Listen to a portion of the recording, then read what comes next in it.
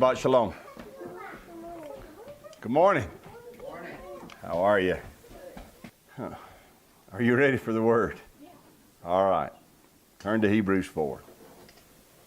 Hebrews chapter 4, look in verse 12.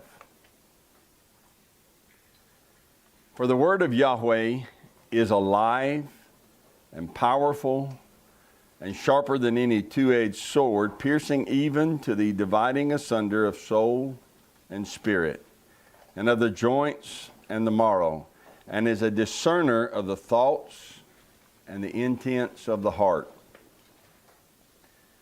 We started last week by saying this, that every believer should ask themselves this question: is my faith a Bible-based faith? Is my faith a Bible-based faith? You know, and everyone either thinks that theirs absolutely has to be, or everybody assumes that theirs has to be. But rather than thinking it, rather than assuming it, every believer should be willing to examine their faith. It's amazing how many people believe what they believe and they never examine it. They never check it. But every believer should sincerely ask themselves, is my faith truly a Bible-based faith? I want to give you quickly 3 things that our Messiah said that should alarm us.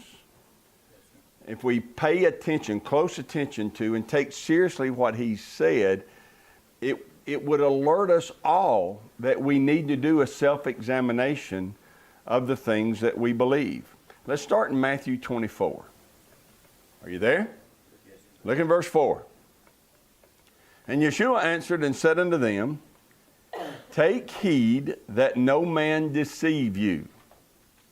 For many shall come in my name, saying, I am Christ, in the King James, and shall deceive many. Many shall come in my name, saying, I am Christ. And how many shall they deceive? Many. Many will say, and many will be deceived. Now here's my question to you. How many people have you ever heard stand up and say that they are Christ? Not many. Not many. Every now and then some nut job will get some deranged idea that he is the Messiah, and he'll start saying that he is. And there will be a few other nut jobs who will believe him and follow him for a while. I got curious last night, and so I just Googled it. According to Google, there were only 24 people in the 20th century who claimed to be the Messiah. Now, that's over a 100-year span of time. 24 people said, I am Jesus, or I am the Messiah. 24. Out of nearly 6 billion people on the planet by the time the 20th century came to a close, only 24 people out of 6 billion said, I am the Messiah. Now, that's not many by any stretch of the imagination, right? 24 out of 6 billion. In the 21st century, so far, I know we're not into the 21st century very deep yet, but so far in the 21st century, according to Google, only 5. Now, you got to remember, in the 20th century, you had folks like Jim Jones and Sun Myung Moon and Charles Manson. Yeah. Are those folks that you would believe that would deceive you? No. And in the 21st century, I didn't recognize any of the names, but they said only 5 so far. Now, they estimate that the population in 2018 is 7.5 billion people. So 5 out of 7.5 billion people is not many. Well, why am I saying this? I am not saying, looking at Matthew 24, I'm not saying that we're not in the last days. What I am saying is we have misunderstood what Messiah said there in verse 5. Right. The word Christ should have been translated instead of transliterated. The word Christ is not a proper name. It should not have been transliterated as if it were a name. Right. It should have been translated. And what is the meaning of the Greek word Christos, or Christ? Anointed. So now read the verse. And Yeshua answered and said unto them, verse 4, take heed that no man deceive you. Take heed means I'm about to present to you a real danger. Everyone needs to be on full alert. He wouldn't tell you, be alert, unless there was a danger. Right? Now here's the danger, verse 5. Many shall come in my name. What does that mean? Not necessarily that they're going to profess, I am Yeshua, or I am the Messiah. It means they're going to come as if they're representing me. Many are going to come in my name saying, I am anointed. And because they make that declaration, I am anointed, it says they shall deceive many. You know, since the 60s, the number of teachers, preachers, evangelists who are standing up and saying that they're anointed is off the charts. Oh, yeah. People love to proclaim not only how anointed they are, they love to proclaim how they can transfer that anointing to you. Right. If you'll hook up with them. If you'll give to them, if you'll support them, they can actually transfer their anointing to you.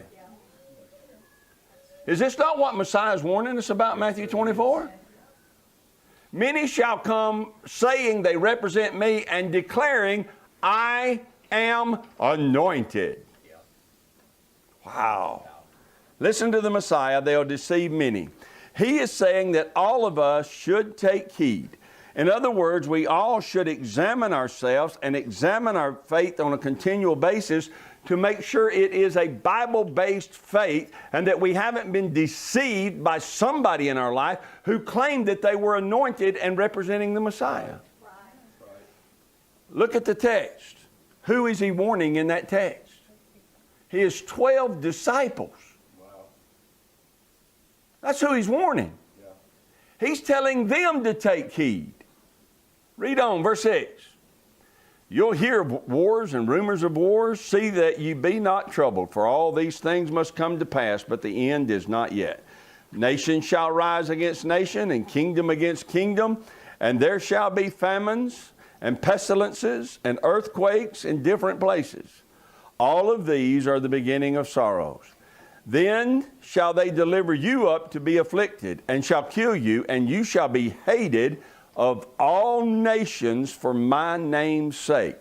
Folks, that's coming. Yeah. It's gearing up. All of this political correctness and intolerance and stuff, unification, all of that stuff's being preached. All of that stuff that's being pushed is for the purpose of being able to do in verse 9 what verse 9 says they're going to do. Verse 10.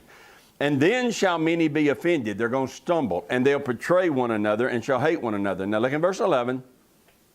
And many false prophets shall rise and shall deceive many. Verse 11 is simply restating what he said in verse 5. In verse 5, he went on to explain some things. Verse 11, he's going back to verse 5 and restating it. He is saying it in a different way, but saying the exact same things. False prophets shall arise and shall deceive many. The word false there means to be an impostor. Prophet means one who speaks. So what he said a while ago up in verse 5 was that many are going to come in my name and say. That's a prophet. I'm representing him. I'm speaking on his behalf. That's a prophet. But here he says they're an impostor. They're a pseudo-prophet. Impostors claiming to represent me shall be saying that they are anointed, and the result will be, he said it twice, many people are going to get deceived by them. Pay close attention to the next verse. And because iniquity shall abound, the love of many shall wax cold. What's going to cause the love of many to wax cold? Lawlessness. Iniquity is the word anomia, and it means lawlessness. The violation of the instruction given in the Bible. Well, why are people violating the instruction that's given in the Bible? Because they got deceived by a false teacher, a false prophet, an impostor who said they represented the Messiah, and they taught the people that they didn't have to keep the law.